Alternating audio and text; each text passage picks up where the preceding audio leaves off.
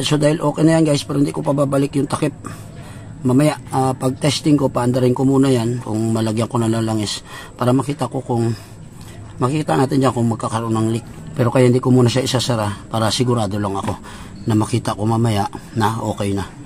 So guys, punta tayo sa next part. Alright. And guys, so nakabit ko na yung filter. Ito naman yung air cleaner filter ang ikakabit ko bago ko ipipix yung nasa ilalim at malagyan na ng langis.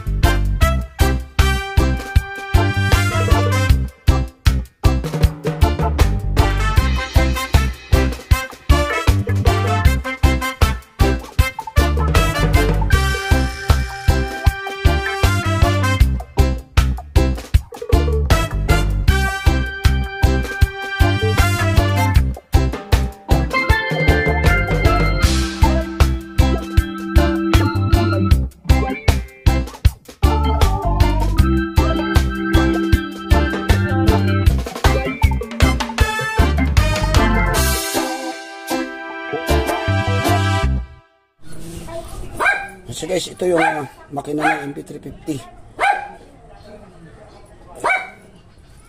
Ito yung takip ng kanyang makina, engine, para hindi tumalsik yung langis. So, pupunasan ko lang para ready to, pag nilagyan ko ng langis, takip ko na lang siya. Lagay ko muna dito. Tignan natin yung dipstick. Yan. Ito yung dipstick. Ito yung sumusukat ng langis, kung gaano kataas pa yung langis mo, gaano kababa. Yan, ito yung dipstick nyo guys, mahaba, diba? So, punasan din natin ito.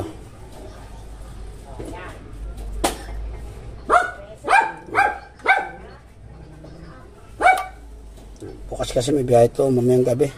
Pabiyahe ito ng Abra. Mamaya lang natin ibalik dito. Mamaya pagkasukat, pagtusok natin diretso na.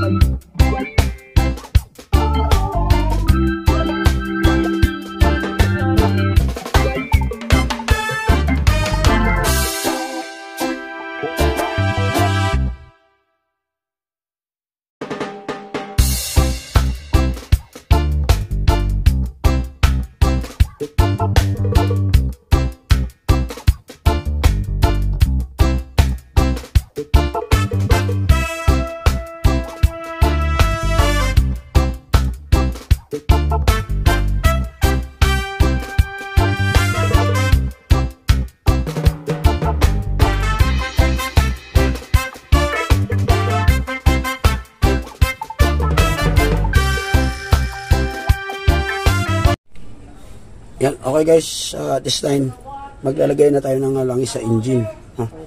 Para nakapix naman na yung ilalim. Nilagay ko na yung air cleaner filter sa yung oil filter, no?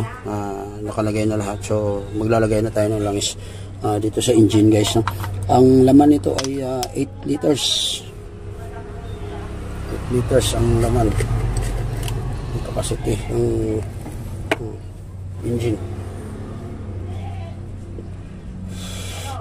Ang gamit ko lang is sa super diesel oil. 15, hindi ko napakita yung brand. 15W SAF na 15W gas 40. Kaya nabala kung ano ito brand.